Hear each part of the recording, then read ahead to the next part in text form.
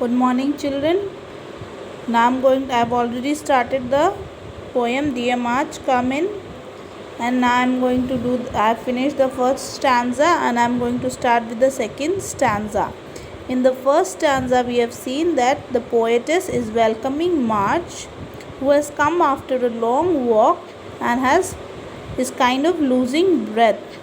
And she's very happy because she welcomes March inside and she tells March to rest for a while, and she's asking about the nature, and then she's inviting him to come upstairs with her so that she can have a nice chat with March.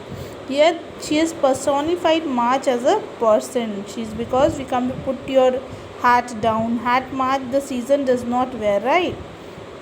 So there is a lot of personification over here. So in the next paragraph she says, I got your letter and the birds, the maples never knew. So she's telling, I got your letter. I came to know that you were coming through your letter, of which the birds and the trees that grow in the northern countries, they never knew of it, that you were coming, I declared. How red their faces grew. So when I declared to them that you were coming, they all were angry, they all were red, because now they have to go because you were approaching, right? But March, forgive me and all those hills who left me to you, because now winter has just ended and the March is approaching. March has just come in. So lot of change in color and the smell and the ambience takes place in the nature. So she is telling that all those hills, she is asking forgiveness from March, that you please forgive me. Please, she is apologizing for how the hills were not the right color of purple, which is suitable for March. Because when March had just last left, he took all the purple with him. And this shows that winter has just left and the next season is going to come in. So she is telling that I apologize for that.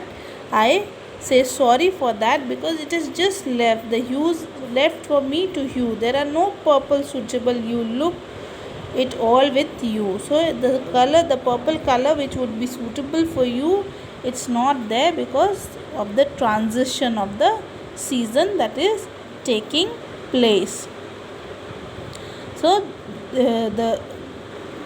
this shows that how nicely she is addressing to March, and she is talking about March, that how every aspect she is talking about, as if she is talking to a person. That one, she has got a letter from March.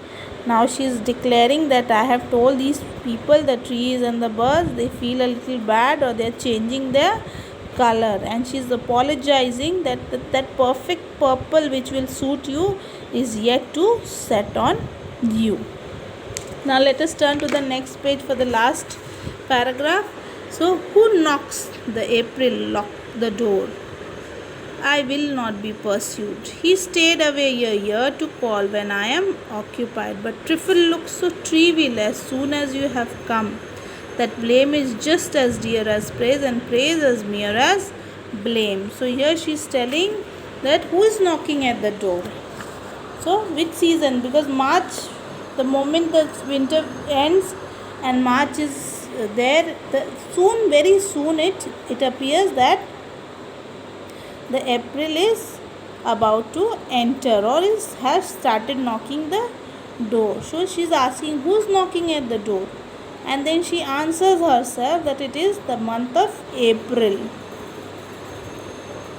and she is telling March to lock the door because she does not want April to enter the house to set in. And she is saying that would not be pursued, means I will not be pursued, I will not be chased, I will not be convinced that I want to open the door.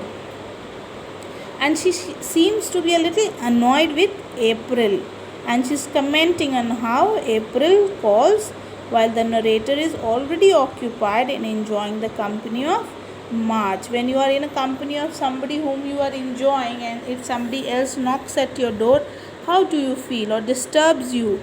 So how do you feel? You feel a little bad, you feel a little annoyed. So same thing is happening with the poetess. She does not want April to disturb their, you can say, her union with March. She wants to sit and enjoy with March, or she wants to enjoy the season, the spring here. So the narrator is a little annoyed, and she is telling that I am already busy, I am already enjoying myself with the March. Why is April knocking at the door?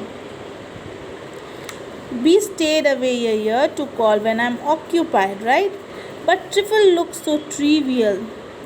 So trifles here is things of little value which are not of lot of importance, so trivial, so unimportant. As soon as you have come in. So she is telling that these things are, somebody knocking at the door and all such things are very, very small. They do not need my attention. They are very, very trivial, small, unimportant things. So once you are here, I feel very nice and good. So then the last two lines, the blame is just as dear as praise, and praise as near as blame. So in the last two lines, the poet is telling that how praise and blame are related to each other. Here the narrator says, she is telling that praise and blame, they are, you can say, part and parcel of each other. The blame is praise and praise is blame.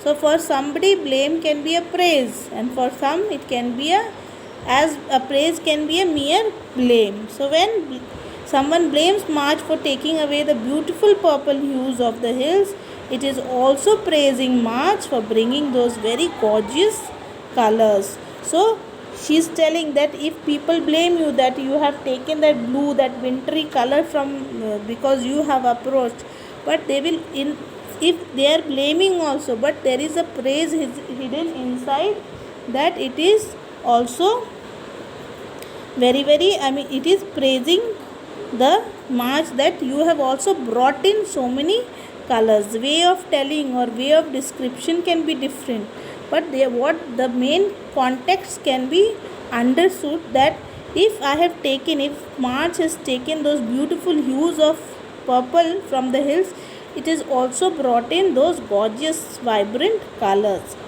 Basically, the poet is trying to tell what March takes away, it also brings, and that is why blame and praise follow each other. And this ends your poem. How the poetess, she has described the poem in her, she has welcomed March and personified March, and how she has shown the